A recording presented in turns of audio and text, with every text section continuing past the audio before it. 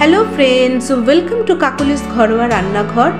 বন্ধুরা, আজকে আমি আবার একটা নতুন রেসিপি নিয়ে চলে এসেছি। রেসিপিটা হলো রসপুলি। এই রসপুলি পিঠাটা খুব সহজেই আমি বাড়িতে কিভাবে বানাই সেটাই আজকে তোমাদের সঙ্গে আমি শেয়ার করব। তাহলে ঝটপট দেখে নাও আমার এই রেসিপিটা। বানানোর জন্য আমি এখানে নিয়ে নিয়েছি নারকেল কোড়া। আর এই নারকেল কোড়াটাকে আমি একটা মিক্সিং জারে খুব ভালো করে পেস্ট করে নেব। মিক্সিং জারে নিয়ে নিয়েছি আর দিয়ে দেবো সামান্য একটু ছোট এলাচের গুঁড়ো।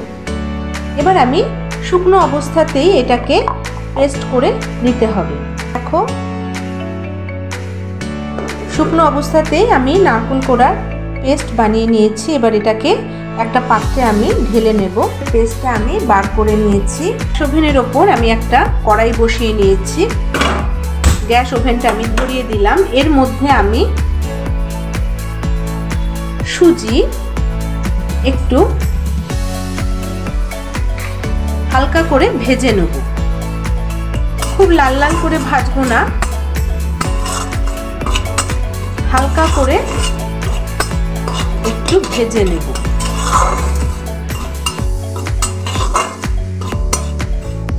ঘি এতে ব্যবহার করছি না, শুকনো খোলাতেই আমি ভেজে নিচ্ছি। ভাজা হয়ে গেছে। এবার ওই নারকেলের মধ্যে আমি এই সুজিটা ঢেলে দেব। সুজিটা ঢেলে নিয়েছি। এবার নারকেলের সঙ্গে খুব ভালো করে আমি মিশিয়ে নেব। আমি এবার দিয়ে দেবো টুকরো টুকরো করে আমি ভেঙে নিয়েছি আখের গুড়গুলোকে। আমি দিয়ে দেব।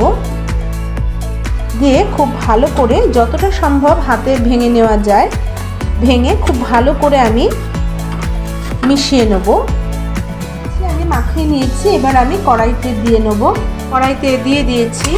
এবার সামান্য একটু হাত ধোয়ার জল আমি এর মধ্যে দিয়ে দিয়েছি। এবার খুব ভালো করে আমি কড়াইয়ের মধ্যে এটাকে মিশিয়ে নেব। কি সুন্দর গুড়টা গলে মিশে গেছে একদম।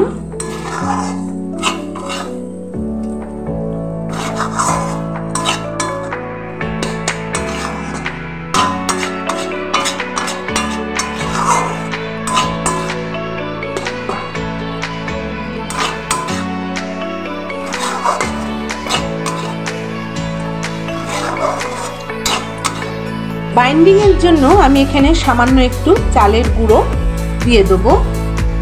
তো রেডি আমার পুলি তৈরি করার জন্য রেডি হয়ে গেছে। এবার এটাকে আমি নামিয়ে নেব। গরম অবস্থাতেই এটাকে গোল গোল করে শেপ দিয়ে নিতে হবে। আমি হাতে একটুখানি ঘি মাখিয়ে নিচ্ছি।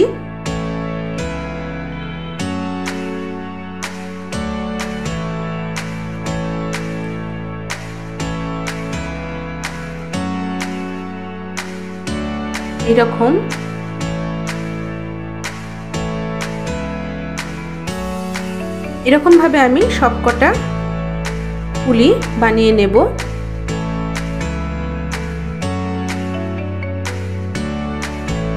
দেখো, আমার পুলিগুলো রেডি হয়ে গেছে। এবার আমি দুধটা রেডি করব।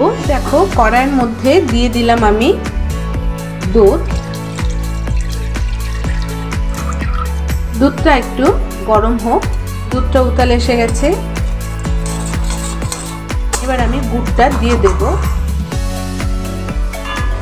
গুড়টা দিয়ে আমি দুধটাকে খুব ভালো করে ফুটিয়ে নেব। গুড়ের সঙ্গে দুধটাকে আমি খুব ভালোভাবে ফুটিয়ে নিচ্ছি।